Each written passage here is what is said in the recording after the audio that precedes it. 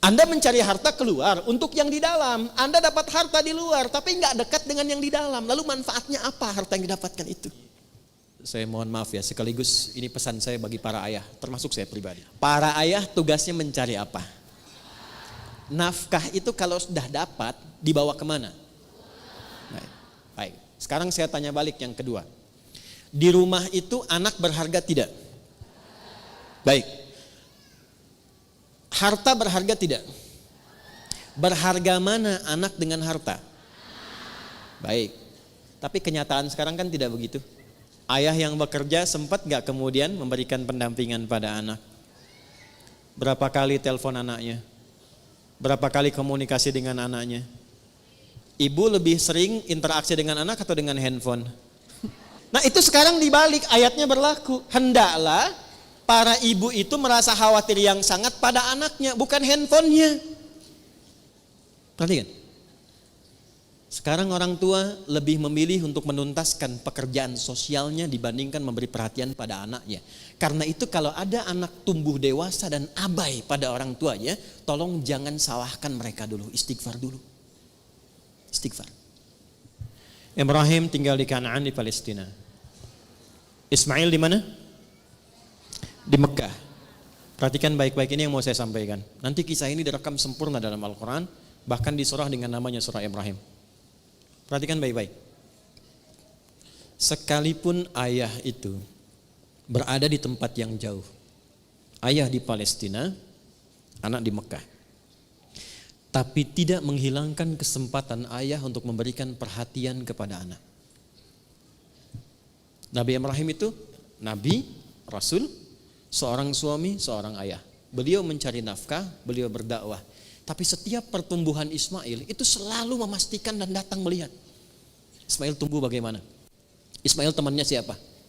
Sampai mau nikah pun itu tahu dan memberikan arahan. Ini istri yang bagus begini, yang soleha begini. Apa yang terjadi? Ini yang mau saya katakan. Dengan perhatian orang tua yang begitu luar biasa, bahkan belum balik pun itu anak merasakan dalamnya pekerjaan ayah. Saat Nabi Ibrahim diperintahkan oleh Allah tugas meninggikan bangunan Ka'bah, ditinggikan lagi karena di zaman Nabi Nuh itu hancur kena banjir.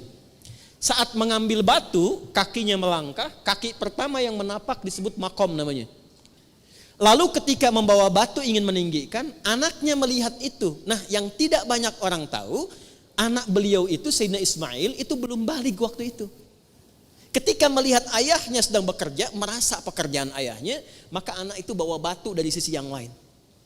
Batu yang dibawa kemudian disusun.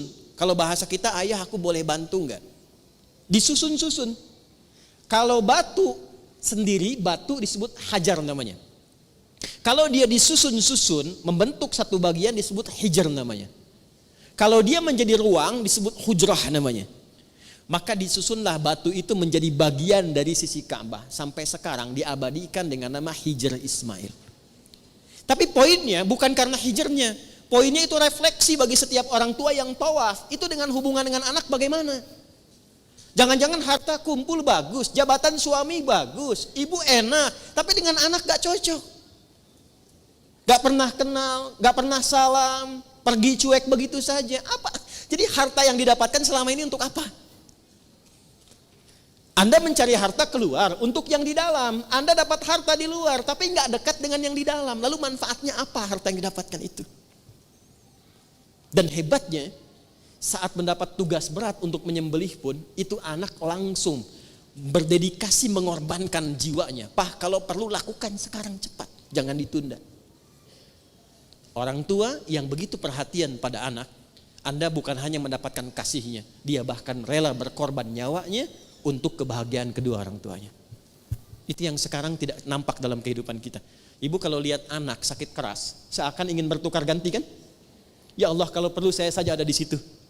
Sekarang anak melihat orang tua sakit keras, ya Allah lebih cepat lebih baik ya Allah.